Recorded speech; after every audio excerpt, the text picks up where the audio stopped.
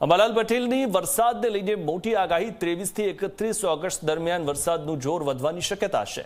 મધ્ય ગુજરાતમાં ભારે વરસાદની આગાહી છે તો ઉત્તર અને દક્ષિણ ગુજરાતમાં પણ વરસાદી માહોલ રહેશે।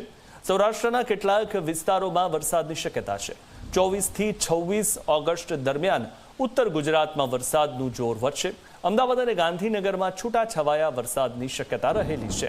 આગામી 7 દિવસ સામાન્યથી મધ્યમ વરસાદની આગાહી કરવામાં આવી છે।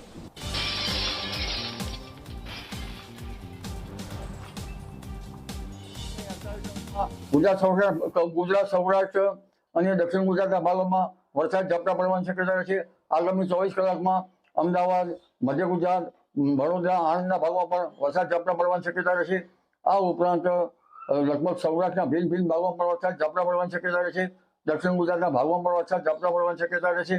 ઉત્તર ગુજરાત, સાબરકાંઠા, અરવલ્લીના ભાગોમાં પણ વરસાદ ઝાપટા પડવાની શક્યતા રહેશે।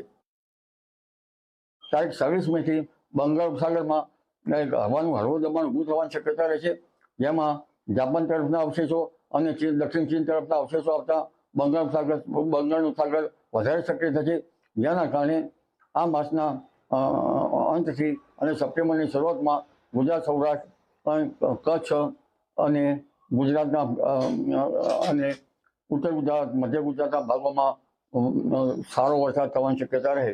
ક્યાંક ભારે વરસાદ ઝાપટા પણ પડી શકે। આ વરસાદી ઝાપટા કૃષિ પાકો માટે સારા ગણાય છે।